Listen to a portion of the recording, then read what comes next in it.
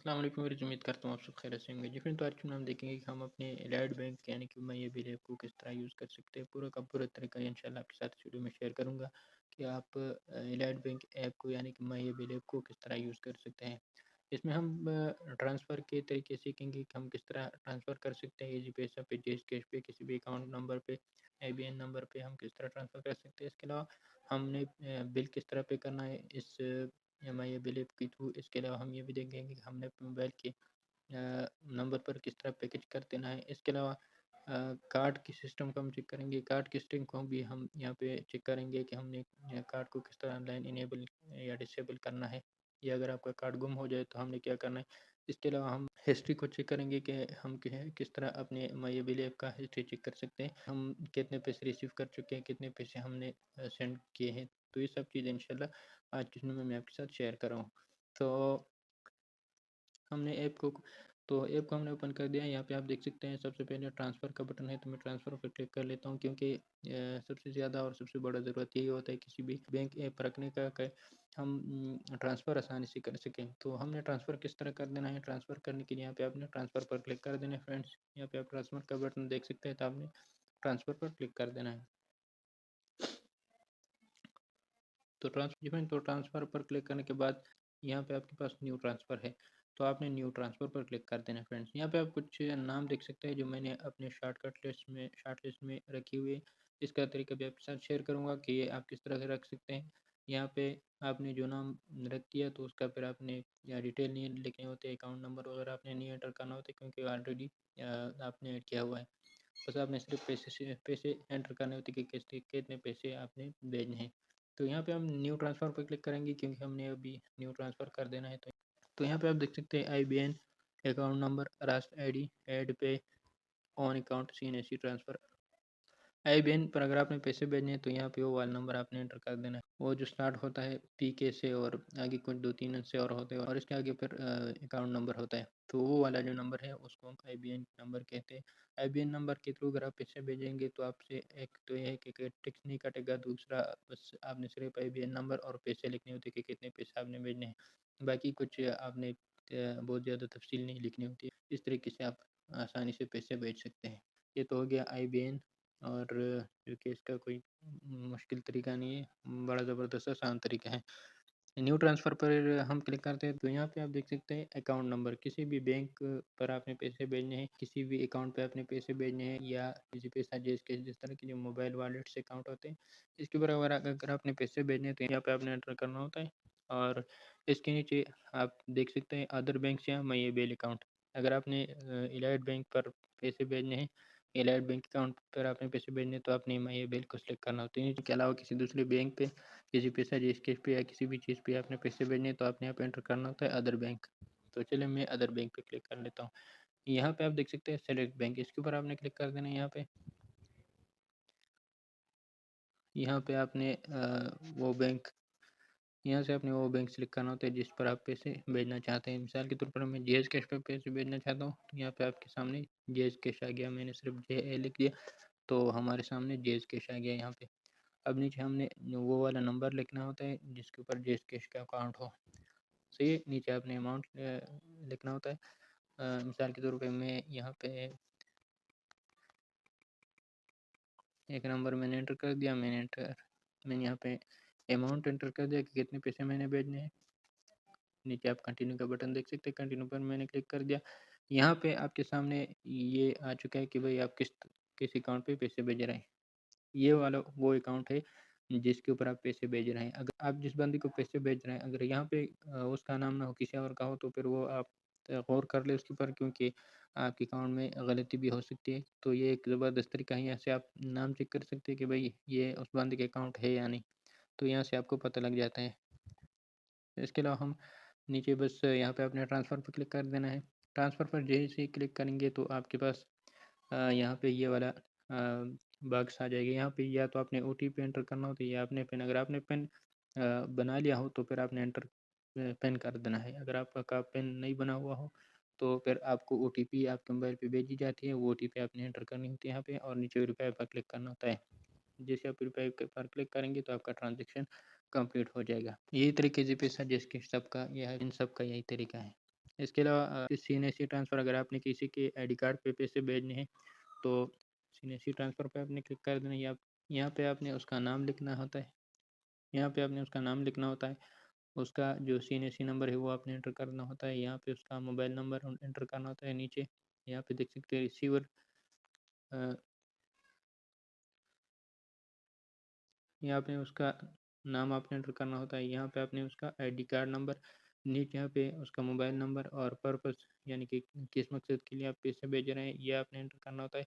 और ये receiver email अगर हो तो ठीक है, नहीं तो ये ऑप्शनल है, इसको आप छोड़ें तो कोई मसला नहीं। नीचे आपने अमाउंट एंटर करना होता है। तो इस तरीके से आप किसी भी बंदे के आईडी कार्ड पे पैसे भेज सकते हैं। अच्छा, ये तो ट्रांसफ़र का तरीका था। यहाँ पे जिस तरह मेरे पास शॉर्ट लिस्ट में बहुत सारे अकाउंट्स पड़े हुए हैं, अगर आपने इस तरह का किसी बंदे का अकाउंट अगर आपने अपने शॉर्ट लिस्ट में ऐड करना है तो यहाँ पे आपने न्यू ट्रांसफ़र पर क्लिक कर देना है। ऐड पे आपने क्लिक कर देना है। ऐड पे के ऊपर जैसे आप क्लिक करेंगे तो यहाँ पे आपने दोबारा ऐड पे क्लिक कर देना है। यहाँ पे आपने वो सिलेक्ट करना है कि आप किसी का IBAN अपने पास शॉर्ट लिस्ट में रखना चाहते हैं या अदर बैंक, किसी का बैंक का अकाउंट है, या अगर एलाइड बैंक का अकाउंट हो तो वो ऑलरेडी क्लिक हो चुका है। तो ऑलरेडी उसको चेक लग चुका है, यानी आपने जिस चीज़ को शॉर्टलिस्ट करना हो वो यहाँ पे आप कर सकते हैं। मिसाल के तौर में मैं किसी बंदे का बैंक अकाउंट यहाँ पे अपने शॉर्टलिस्ट में रखना चाहता हूँ तो मैंने अदर बैंक पर क्लिक कर दिया। अदर बैंक पर क्लिक करने के बाद यहाँ पे उसका बैंक सेलेक्ट करना होता है कि बैंक उसका कौन सा है। मिसाल के तौर पर मैं यूबीएल को सेलेक्ट कर लेता हूँ। यूबीएल का आपने यहाँ पे सिलेक्ट कर दिया। यहाँ पे आपने उसका जो अकाउंट नंबर है, चाहे वो IBAN हो, अकाउंट नंबर हो, जो भी हो, वो आपने यहाँ पे एंटर कर देना है।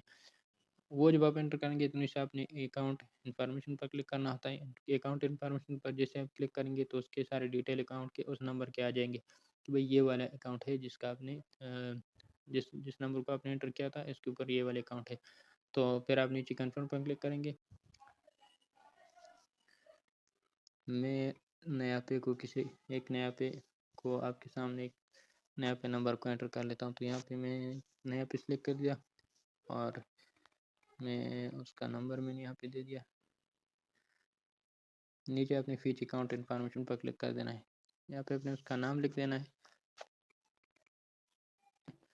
मोबाइल नंबर ऑप्शनल है, ईमेल ऑप्शनल है, ये सब ऑप्शनल है। लिखते तो ठीक है, नहीं तो कोई मसला नहीं। यहाँ पे हमारे सामने वो डिटेल आ चुके हैं। बैंक डिटेल जो है, बैंक कौन सा है तो नया पे है। बेनिफिशियरी अकाउंट डिटेल इनामुल्ला, और इसके अलावा इसके नीचे पे नेम, ये जो हमने एंटर किया था इनाम। ये जो अकाउंट नेम आता है ना यहाँ पे, ये वो वाले अकाउंट है जो आपको इस नंबर पे शो हो रहा है। तो अगर आपने किसी बंदे को शॉर्टलिस्ट करना, उसका नंबर आपने लिख दिया और उसका नाम यहाँ पे नहीं आ रहा तो ये मसला हो सकता है, ये आपके नंबर में गलती हो सकती है। नीचे आपने कंफर्म पर क्लिक करना होता है। इसके बाद आपको OTP मिल जाती है, OTP आपने एंटर करनी होती है। बस आपका ये जो अकाउंट है ये पे में आपका ऐड हो जाता है।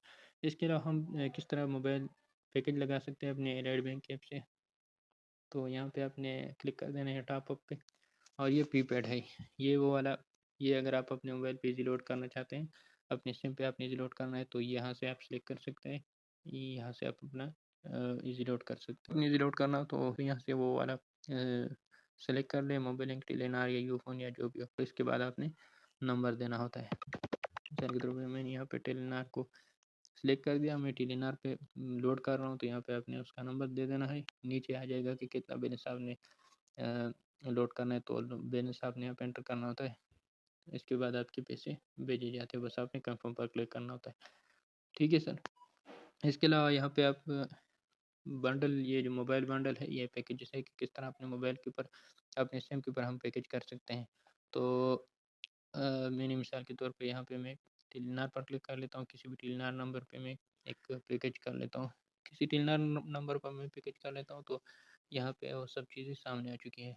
बहुत सारे पैकेजेस हैं, ये कुछ थोड़े पैकेज नहीं। आप इस तरह स्क्रॉल डाउन करें तो बहुत सारे पैकेजेस अपने आप देख सकते हैं। मैं मिसाल के तौर पर मुझे पता है कि मुझे अपने पैकेज का नाम याद है तो मैं जो है वो यहाँ पे उसका नाम एंटर करता हूँ। मैं 626, मिसाल के तौर पर मैं 626 पैकेज लगाता हूँ। तो यहाँ पे आप, मैंने सिर्फ 6 लिख दिया। आपने पैकेज का नाम लिखना होता है। पैकेज का नाम लिखने के बाद आपके पास यहाँ पे वो आ जाता है, वो सामने आपका पैकेज आ जाता है। उसके ऊपर आप क्लिक करें, नीचे नंबर लेके OTP आ जाएगा, OTP को एंटर करें। बस इस तरीके से आप अपने एलाइड बैंक ऐप से जो है वो पैकेज लगा सकते हैं। इसके अलावा सर अगर आप अपना हिस्ट्री चेक करना चाहते हैं कि कितने पैसे आपने रिसीव किए हैं, तो यहाँ पे आप देख सकते हैं मेन्यू का बटन है। मेन्यू का बटन है तो मेन्यू पर क्लिक करें। मैंने मेन्यू पर क्लिक कर दिया। यहाँ पे नीचे आप देख सकते हैं स्टेटमेंट्स, तो मैंने स्टेटमेंट पे क्लिक कर दिया। यहाँ पे आप देख सकते हैं गेट अकाउंट्स में स्टेटमेंट्स और ट्रांजैक्शन हिस्ट्री। तो ट्रांजैक्शन हिस्ट्री के ऊपर मैंने क्लिक कर दिया। यहाँ पे आपने कितने टाइम का हिस्ट्री चेक करना है यहाँ पे आपने एंटर कर देना है। मिसाल के तौर पर मैंने 30 डेज़ का यानी कि 1 महीने का हिस्ट्री चेक करना है, तो यहाँ पे मैंने 30 दिन सेलेक्ट किए और ये खुद ब खुद यहाँ पे आ जाएगा। यहाँ पे नीचे आप देख सकते हैं कितने पैसे मैंने भेज दिए हैं। ये ये नाम है, सही है। ये वो डेट और टाइम है कि किस टाइम और किस डेट पे आपने ये पैसे भेजे हैं, किसके थ्रू आपने भेजे थे, रास P2P। तो फिर ये बैलेंस है, इस अकाउंट नंबर पे इतने बैलेंस और इस टाइम पे मैंने ये ट्रांसफ़र किया था। तो यहाँ से ये हिस्ट्री आप देख सकते हैं। ये सारा हिस्ट्री आप अपने 30 दिन का मैंने इसलिए किया हुआ, तो ये 30 दिन का होगा। अगर आपको साल का या इससे ज़्यादा चाहिए तो यहाँ पे आपने लास्ट 365 डेट्स, ये 1 साल का है और लास्ट 5 ईयर्स। तो ये सब ट्रांज़ैक्शन हिस्ट्री जो है यहाँ से आप सेलेक्ट कर सकते हैं, यहाँ से आप देख सकते हैं। इसके अलावा कार्ड्स को हम टच करेंगे कि हमने मिसाल के तौर पर हमारे पास कार्ड है, हमने एक्टिवेट नहीं किया उसको। एटीएम कार्ड और हमें मिला है लेकिन हमने अभी तक इसको एक्टिवेट नहीं किया। तो ये अगर आपने नहीं एक्टिवेट किया हो तो ये वाला जो बटन है ये इनेबल नहीं होगा, ये ऑफ होगा। ये अभी तो इनेबल है। जो मेरा ये कार्ड है मैंने एक्टिवेट कर दिया। अगर आपने अभी एक्टिवेट करना हो तो इसको आपने इनेबल करना होता है। अगर आपका एटीएम कार्ड एक्टिवेटेड ना हो तो यहाँ पे आपने इसको एक्टिवेट कर देना है। ई कॉमर्स यूज़ ये ऑनलाइन यूज़ के लिए है। अगर आप इंटरनेट पर अपना एटीएम कार्ड यूज़ करना चाहते हैं तो यहाँ पे आपने इसको इनेबल कर देना है। इसको एक्टिवेट करने का तरीका भी आसान है। सिर्फ इसको इनेबल कर देना है। इनेबल करने के बाद ये आपके सामने डिटेल आ चुकी है कि भाई फला कार्ड है और इसका ये नंबर है, इसका होल्डर नेम ये है और ये सब कुछ ये डिटेल आप देख सकते हैं। कन्फर्म पर क्लिक कर देना है। जैसे आप कन्फर्म पर क्लिक करेंगे तो यहाँ पे आपके पास ओटीपी आ जाती है।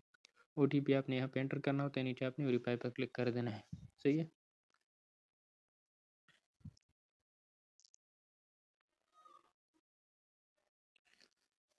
इसके बाद मिसाल के तौर पर अगर आपने अपने एलाइड बैंक ऐप से कोई बिल पे करना है, बिजली का बिल है, गैस का है या जो भी है, तो यहाँ पे आप यहाँ से वो भी पे कर सकते हैं। आप आपने पेमेंट्स पे क्लिक कर देना है। सही है। पेमेंट्स के ऊपर क्लिक करने के बाद ये वाला इंटरफेस आपके सामने आ जाएगा। ठीक है। तो न्यू पेमेंट पर हमने क्लिक कर देना है। यहाँ पे मिसाल के तौर पर मैं बिजली का बिल पे करना चाहता हूँ तो मैंने OTT पे क्लिक कर देना है। आप टेलीको या एजुकेशन या जो भी हो वो यहाँ से आप मोर पे क्लिक करके वो सारे ऑप्शन यहाँ पे देख सकते हैं। लेकिन मैंने चूँकि बिजली का बिल पे करना है तो मैं यूटिलिटी पे क्लिक करूँगा। अब यहाँ पे हमने वो कंपनी नेम एंटर कर देना है। मिसाल के तौर पर हमारा पेस्को है तो मैंने पेस्को को यहाँ पे एंटर कर दिया। तो यहाँ पे आप देख सकते हैं PESCO Peshawar electric supply company. यहाँ पे हमारे पास आ चुका है कि भाई रेफरेंस नंबर या कंज्यूमर आईडी यहाँ पे आपने एंटर करें। यहाँ पे हमने एंटर कर देना है। तो कंज्यूमर आईडी या रेफरेंस नंबर यहाँ पे हमने एंटर कर देना है। इसके बाद कंटिन्यू पर क्लिक कर देना है। कंटिन्यू के बाद हमें ओटीपी मिल जाती है। वो ओटीपी एंटर करने के बाद आपका बिल जो है वो पे हो जाता है। तो यही तरीका है, इस तरीके से आप मैं ये बिल ऐप को यूज़ कर सकते हैं। और इसके अलावा और कोई चीज़ जो अगर रह गई हो तो आप कमेंट कर सकते हैं। ये जो लाज़मी चीज़ें थी वो मैंने आपके साथ शेयर की। अगर और कोई चीज़ हो आप जानना चाहते हैं तो आप कमेंट कर सकते हैं। मैं इंशाल्लाह उसके ऊपर वीडियो बनाऊँगा।